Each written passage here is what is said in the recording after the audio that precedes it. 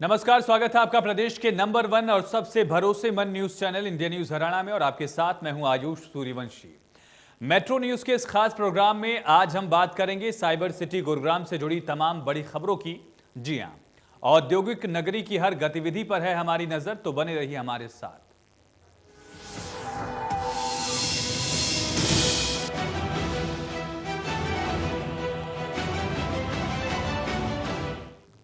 किसान आंदोलन को लेकर हरियाणा बीजेपी ने गुरुग्राम में बैठक कर रणनीति तैयार की है। बाकायदा बीजेपी नेताओं की जिम्मेदारी लगाई गई कि बीजेपी नेता लोगों और किसानों के बीच जाएं और 3 किसान कानून के बारे में फैली हुई भ्रांतियों को दूर करें।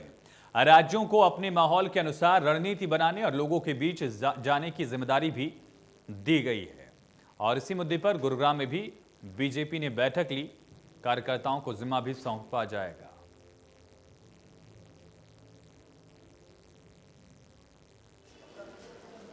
मंगलवार को गृह मंत्री अमित शाह और भाजपा के राष्ट्रीय अध्यक्ष जेपी नड्डा के साथ हरियाणा, राजस्थान और उत्तर प्रदेश के भाजपा नेताओं की बैठक के बाद आज गुरुग्राम में हरियाणा भाजपा नेताओं की बैठक हुई। इस बैठक में प्रदेश भाजपा के अध्यक्ष ओम प्रकाश धनखड़, दुष्यंत कुमार गौतम, उनके साथ साथ अगर बात करें पूर्व भाजपा के प्रदेश के अध्यक्ष सुभाष बराला, सांसद धर्मवीर सिंह, सांसद हिसार ब्रिजेंद्र सिंह, उनके साथ साथ अगर बात करें कई मंत्री और पार्टी के विधायक जो है मौजूद रहे। इस वार्ता में मंगलवार की पार्टी हाईकमान के साथ हुई वार्ता और उसके साथ साथ किसान आंदोलन को लेकर के किस तरीके की आगे की रणनीति है, ऐसे ही तमाम मुद्दों को लेकर के चर्चा की गई। हालांकि इस बैठक के बाद प्रदेश भाजपा के अध्यक्ष की बात करें या पार्टी के तमाम नेता जो इस बैठक में रहे, सभी ने कल रात की बैठक और आज की इस बैठक पर बोलने से कुछ भी मना करते नजर आए। गुरुग्राम से कैमरामैन जगदीश तोमर के साथ दीपक शर्मा, इंडिया न्यूज। और गुरुग्राम में जहां लगातार लोगों को पार्किंग और जाम की समस्या से जूझना पड़ता है, वहीं हरियाणा सरकार ने गुरुग्राम के पॉश एरिया सदर बाजार के पास 4 फ्लोर पार्किंग निर्माण करने का ये प्रयास शुरू कर दिया है, जिसमें 400 से ज्यादा कार और 2 व्हीलर खड़ी करने की सुविधा लोगों को दी जाएगी। काफी हद तक गुरुग्राम में पार्किंग और जाम की समस्या से लोगों को निजात मिलेगी। कई साल से पेंडिंग चल रहे काम को रफ्तार मिली है। विधायक सुधीर सिंगला ने पार्किंग का निरीक्षण करते हुए काम को जल्द से जल्द खत्म करने के निर्देश दिए और कहा कि इस पार्किंग के निर्माण कार्य को जल्द ही पूरा कर लिया जाएगा और लोगों को पार्किंग और जाम की समस्या से जूझना नहीं पड़ेगा। भैया ये पहले वेटरनिटी हॉस्पिटल हुआ करता था, यहाँ मैं देखने के लिए आया था कि इस जाम की समस्या से क्या निदान गवर्नमेंट कर रही है। तो उसके लिए ये 6 लेवल की पार्किंग है। इसमें फर्स्ट जो नीचे की पार्किंग है वो तो मैकेनिकल पार्किंग है, वो उसके ऊपर 3 गाड़ियाँ खड़ी हो जाएंगी। फिर सेकंड फ्लोर और थर्ड फ्लोर पे भी पार्किंग है। फिर फर्स्ट फ्लोर और सेकंड फ्लोर जो इसका ग्राउंड फ्लोर और फर्स्ट फ्लोर, उसके ऊपर कुछ शॉप्स आएंगी, छोटी छोटी शॉप्स हैं वो आएंगी। उसके बाद सेकंड से और 5th तक जो है इस पर फिर पार्किंग है वो। और लगभग 6ठी मंजिल के ऊपर जो है वो ओपन स्काई के लिए रहेगा। कुछ 3 हिस्सों में बांटेंगे, उसके अंदर कोई बैंकेट हॉल टाइप बनाएंगे, कुछ छोटी मोटी एक्टिविटीज़ के लिए बनाएंगे, इस तरीके से है। और काफ़ी हद तक 460 के करीब जो है व्हीकल्स खड़ी होंगी, तो काफ़ी बड़ी समस्या का निदान इससे हो जाए। सोहना नगर परिषद विभाग द्वारा रावली पहाड़ी क्षेत्र में स्थापित अवैध फार्म हाउसों को पीला पंजा चलाकर ध्वस्त कर डाला गया है। इनकी संख्या करीब 1.5 दर्जन है, जिनको फार्म मालिकों ने अवैध रूप से बनाया था।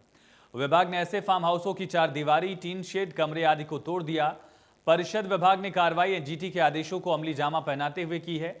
विभाग द्वारा की गई तोड़फोड़ के चलते फार्म हाउस मालिकों में हड़कंप है और विभागीय अधिकारियों का कहना है कि इसी तरह से नियमित रूप से इस तरह की कार्रवाई चलती रहेगी। आज तकरीबन 15-16 फार्म हाउसों को ध्वस्त किया गया है। 20 फार्म हाउसों को नोटिस दिए गए थे, जिन्होंने कोई किसी प्रकार का कोई जवाब नहीं दिया समय अवधि में। ये जो फार्म हाउस थे कहाँ पे बने हुए थे और कितने दिनों से यहाँ पे अवैध निर्माण चल रहा था? ये अभी जो ध्वस्त किए गए नए निर्माण किए गए हुए हैं, अभी नया निर्माण किया गया है। तो ये कहाँ पे बने हुए हैं ये फार्म हाउस? ये रायसीना, रावली में भी और तलट्टी में, पहाड़ी के तलट्टी में। करीब इस तरह के कितने फार्म हाउस हैं यहाँ पर? यहाँ तकरीबन 424 के आसपास फार्म हाउस है। तो करीब नोटिस भी दिए हैं अब इनको? हाँ, पहले भी नोटिस दिए थे। जिन लोगों ने रिप्लाई सबमिट नहीं किया उनको नोटिस दिए जा रहे हैं, उनके ऊपर भी कार्रवाई की जाएगी। तो सर इसके लिए कोई और भी आदेश दिए गए हैं? हाँ, ये भी कोई भी अवैध निर्माण ना करे। हमने न्यूज़पेपर के माध्यम से भी इसको सर्वसाधारण को सूचित किया था इस बारे में कि यहाँ पे कोई किसी प्रकार का अवैध निर्माण बिल्कुल सहन नहीं होगा। सर, जो अवैध निर्माण जो आज ध्वस्त करने गए थे, इसमें कोई विरोध हुआ किसी तरह का? नहीं, किसी प्रकार का कोई विरोध नहीं था। पुलिस बल थी और आईआरबी चतुर्थ भारतीय रिजर्व वाहिनी मानेसर में तैनात मुख्य सिपाही अशोक कुमार की बीमारी के चलते मौत हो गई थी। हरियाणा पुलिस की ओर से मुख्य सिपाही अशोक कुमार की पत्नी मीनाक्षी को 15 लाख रुपए की आर्थिक मदद दी गई। अशोक कुमार के परिवार के लोग भी मौजूद रहे। हरियाणा पुलिस की ओर से आदेशक अनूप सिंह ने उनके परिवार के सदस्यों को सांत्वना दी, साथ ही विभाग की तरफ से हर संभव मदद का भरोसा दिया। चतुर्थ भारतीय रिजर्व वाहिनी मानेसर ने अभी तक 5 मृतक जवानों को आर्थिक मदद के तौर पर अंशदायी भविष्य निधि के तहत 46 लाख रुपए दिए हैं और वाहिनी मानेसर में तैनात मुख्य सिपाही अशोक कुमार की बीमारी के चलते मौत हुई थी। के निर्देशानुसार 15 लाख रुपए का चेक उस परिवार के आश्रित को दिया गया। ये हम जो है ये राशि जो है उसकी आर्थिक सहायता के लिए प्रदान करते हैं। इसमें हमारा सभी जवानों का फंड कटता है। तनख्वाह में जो है पे के अंदर ये पैसे कट जाते, अपने आप कटवा लेते हैं। जवानों की इच्छा के अनुसार ये पैसे काटे जाते हैं। सर, आज जो चेक दिया गया है डिपार्टमेंट की तरफ से, वो किन को दिया गया है? वो ये हमारे अशोक कुमार थे, उनकी पत्नी है मीनाक्षी जी। ये यमुनानगर में छछरौली गांव के रहने वाले हैं। इनको गुरुग्राम में कोरोना वैक्सीनेशन के दूसरे डोज की शुरुआत हो चुकी है। पहली डोज ले चुके लोगों को दूसरी डोज दी जा रही है और गुरुवार से बड़े स्तर पर कोविड वैक्सीन के दूसरी डोज की मुहिम चलाई जाएगी। अब तक 37,000 से ज्यादा वर्कर्स को टीका लगाया गया है। कुल 31,000 हेल्थ वर्कर्स में से 24,000 हेल्थ वर्कर्स को पहली डोज लग चुकी है। 23,000 फ्रंटलाइन वर्कर्स में से 13,000 फ्रंटलाइन वर्कर्स को भी टीका लग चुका है। 22,000 वैक्सीन में 15,000 वैक्सीन स्वास्थ्य विभाग के पास उपलब्ध है। हेल्थ वर्कर्स को पहली डोज लगाई गई थी। करीब 24,000 हेल्थ वर्कर्स थे और 13,000 फ्रंटलाइन वर्कर्स को भी वैक्सीनेट किया गया है।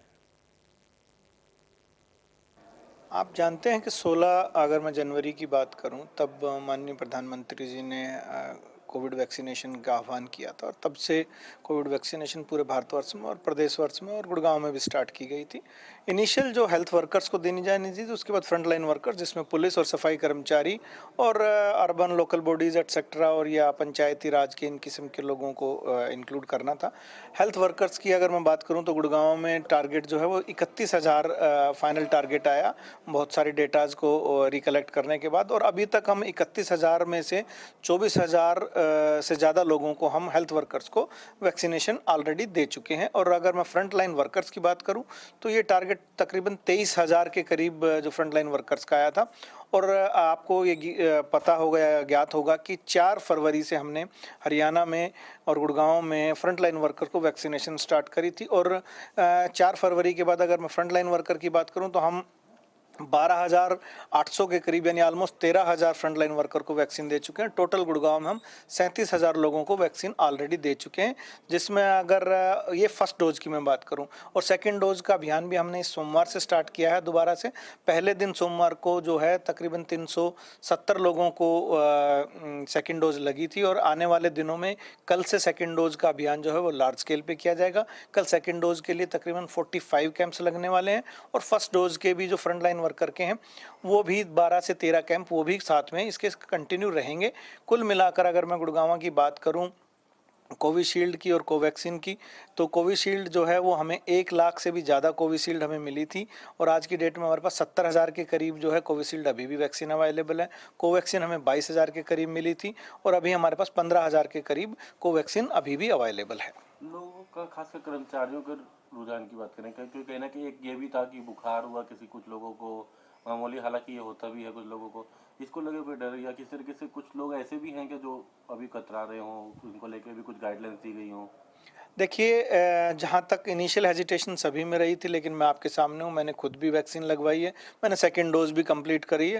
मैं आपके सामने हेल एंड हार्टी और या कहूँ स्वस्थ बैठा हुआ हूँ। तो मुझे उम्मीद है कि मेरे खुद के हेल्थ वर्कर एम्प्लॉय और अन्य एम्प्लॉय भी इससे सीख लेंगे और आगे आएंगे। जहाँ तक हेल्थ वर्कर की कहूँ, ऑलमोस्ट 77% के करीब इम्यूनाइजेशन हो चुकी है और भारत सरकार और हरियाणा सरकार की तरफ से आखिरी जो तारीख डिसाइड की है हेल्थ वर्कर की फर्स्ट डोज की, वो 20 फरवरी है। साइबर सिटी गुरुग्राम समेत पूरे देश में महंगे पेट्रोल डीजल के दामों ने बेतहाशा बढ़ोतरी की वजह से दरअसल दामों की वजह से वाहन चालकों की मुसीबत बढ़ गई है। पेट्रोल और डीजल की कीमतों में एक बार फिर से वृद्धि की गई और रोजाना बढ़ती तेल की कीमतें नए नए रिकॉर्ड तोड़ रही हैं और दिल्ली में आज डीजल की कीमत में 25 पैसे की बढ़ोतरी हुई। पेट्रोल की कीमत में भी 25 पैसे तक का इजाफा है। दिल्ली और मुंबई में पेट्रोल की कीमत अब तक के उच्चतम स्तर पर है। दिल्ली में पेट्रोल का दाम 89 रुपये 54 पैसे, मुंबई में 96 रुपये प्रति लीटर तक पहुंच गया। गुरुग्राम में आज डीजल के दाम 25 पैसे प्रति लीटर बढ़े हैं। इससे डीजल की कीमत 80 रुपये 41 पैसे प्रति लीटर, जबकि पेट्रोल की कीमतों में 27 पैसे इजाफे के बाद पेट्रोल की कीमत बढ़कर 87 रुपये 41 पैसे तक हो गई है और आम जनता की जेब पर इसका सीधा असर पड़ रहा है। बढ़ती हुई महंगाई के बीच लगातार विपक्ष सरकार पर निशाना साध रहा है, तो दूसरी तरफ आज तीसरे दिन भी पेट्रोल और डीजल के दाम गुरुग्राम में बढ़े हैं और एक सीधे तौर पर कहा जा सकता है कि जनता की जेब पर अब ये असर देखने को मिल रहा है बढ़ते हुए दामों का। और आज पेट्रोल और डीजल की बात की जाए तो गुरुग्राम के अंदर जो पेट्रोल के दाम हैं वो 25 पैसे बढ़े हैं। इसके साथ साथ डीजल के करीब जो रेट हैं वो भी 25 से 26 पैसे बढ़े हैं। अलग अलग जो लगातार ये बढ़ते हुए रेट कहीं ना कहीं सीधे तौर पर लोगों की जेब पर असर डाल रहे हैं, क्योंकि ट्रांसपोर्ट लगातार महंगा हो रहा है और एक बड़ा कारण है क्योंकि लगातार ये कोशिश रहती है कि तेल के दाम जब बढ़ते हैं तो उस पर जो सीधा असर है वो जनता की जेब पर पड़ता है, क्योंकि मार्केट में सब्जियां महंगी हो रही हैं, ट्रांसपोर्ट महंगा हो रहा है। एक तरफ किसान आंदोलन तो दूसरी तरफ बढ़ते हुए दाम सीधे तौर पर लोगों के लिए एक परेशानी का सबब बने हुए हैं। बजट के बाद ये अनुमान लगाया जा रहा था कि जो तेल के दाम हैं वो उसमें कमी देखने को मिल सकती है, लेकिन अब जिस तरह की परिस्थितियां बनी हुई हैं, पिछले 3 दिन से लगातार पेट्रोल और डीजल के दाम बढ़े हैं, तो निश्चित तौर पर कहीं ना कहीं एक लोगों की जेब पर सीधा इसका असर पड़ रहा है। फिलहाल जो बजट के बाद एग्रीकल्चर सेस लगाया गया था उसके बाद पेट्रोल डीजल के दामों में बढ़ोतरी हुई थी, लेकिन अब जिस तरह से पिछले 3 दिनों से लगातार पेट्रोल डीजल के दाम बढ़ रहे हैं उससे सीधे तौर पर ये कहा जा रहा है कि मार्केट में कच्चे तेल की कीमतें बढ़ी हैं, वो एक बड़ा कारण है, लेकिन सीधे तौर पर कहीं ना कहीं इसे लोगों के लिए एक परेशानी का सबब है और आने वाले दिनों में यदि इसी तरह से रेट बढ़ते हैं तो निश्चित तौर पर जनता की जेब पर सीधा इसका असर देखने को मिलेगा। गुरुग्राम से कैमरामैन जगदीश तोमर के साथ देवेंद्र भारद्वाज, इंडिया न्यूज।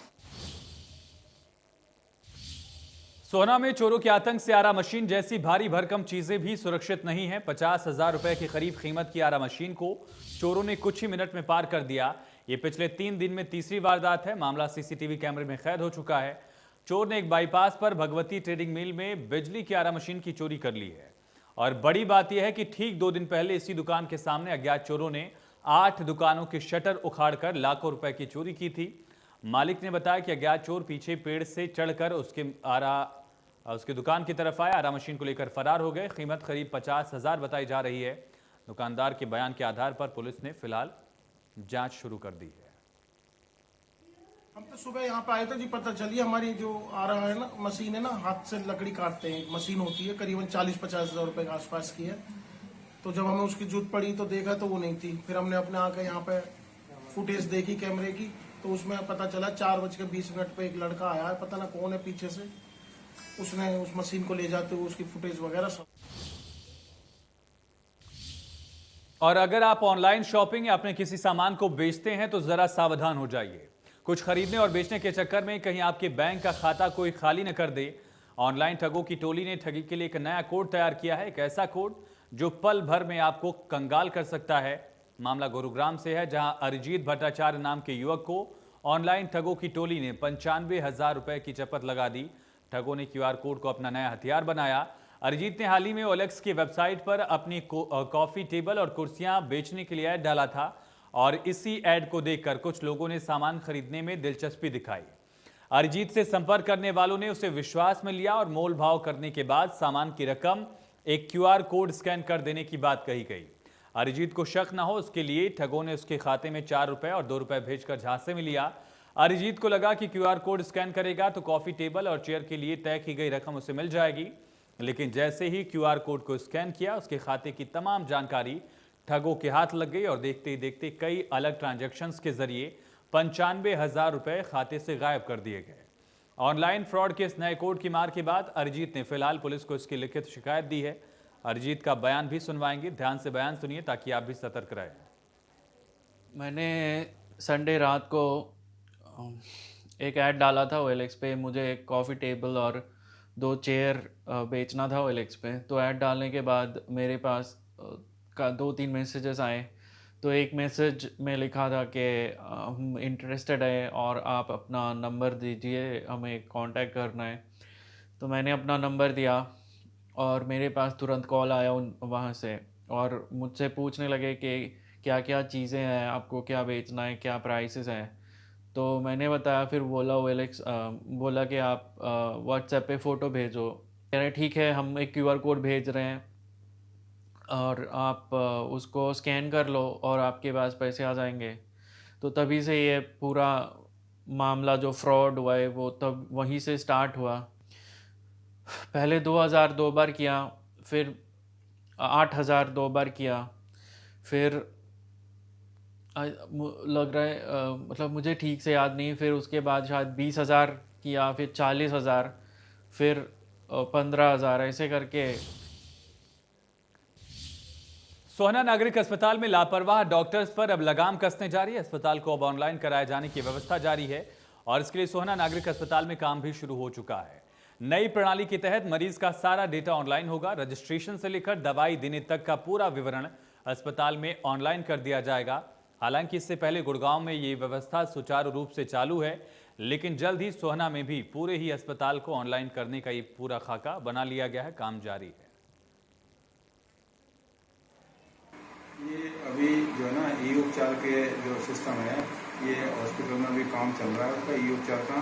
तो उससे क्या होगा कि जो सारा इलेक्ट्रॉनिक माध्यम से सारा मरीज का सारा काम इलेक्ट्रॉनिक माध्यम से होगा, जिसमें रजिस्ट्रेशन भी शामिल है, डॉक्टर भी शामिल हैं। सभी डॉक्टर्स उसको इलेक्ट्रॉनिक सिस्टम से ही उनके पास भेज जाएगा। उसमें ऑनलाइन एंट्री होगी उसकी, जो भी दवाई प्रेस्क्राइब करेंगे मरीज को डॉक्टर, वो सारी दवाइयाँ ऑनलाइन लिखी जाएंगी और उसके कार्ड पर लिखी जाएंगी। मरीज जाके वहाँ पर अपनी डिस्पेंसरी में जाके अपना कार्ड दिखा के वो सारी उसकी ऑनलाइन एंट्री है मरीज की, तो वो वहाँ से जाकर अपनी दवाई कलेक्ट कर सकता है। और इसी प्रकार जो है बाकी और विभाग हैं, जैसे लैब में टेस्ट भी करवाने, जो टेस्ट है वो भी वहीं होंगे, सबकी एंट्री होगी कंप्यूटराइज। और ऐसे ही इमरजेंसी में और ऐसे ही लेबर रूम में जो भी मरीज होगा उनकी सबकी जो है ऑनलाइन एंट्री होगी। ये जैसा कि पहले गुड़गांव में भी ये स्टार्ट हो चुका है ई-उपचार, तो सोहना सिविल हॉस्पिटल में भी जल्दी ही ये स्टार्ट करने वाले हैं। सोहना बस स्टैंड वकीलों की मनमानी के चलते अवैध पार्किंग का अड्डा बन गया है। हालात ये हैं कि बस स्टैंड पर रोडवेज की बसें कम, अवैध गाड़ियां ज्यादा दिखाई देती हैं और रोडवेज को लगातार नुकसान भी हो रहा है आर्थिक तौर पर। कई बार अधिकारियों ने इस संबंध में आला अधिकारियों से भी शिकायत की, लेकिन कोई समाधान नहीं हुआ। अधिकारियों का कहना है कि हर समय किसी न किसी हादसे का भय बना रहता है। अधिकतर रोडवेज की बसों को बाहर से ही सवारियां बिठानी पड़ती हैं।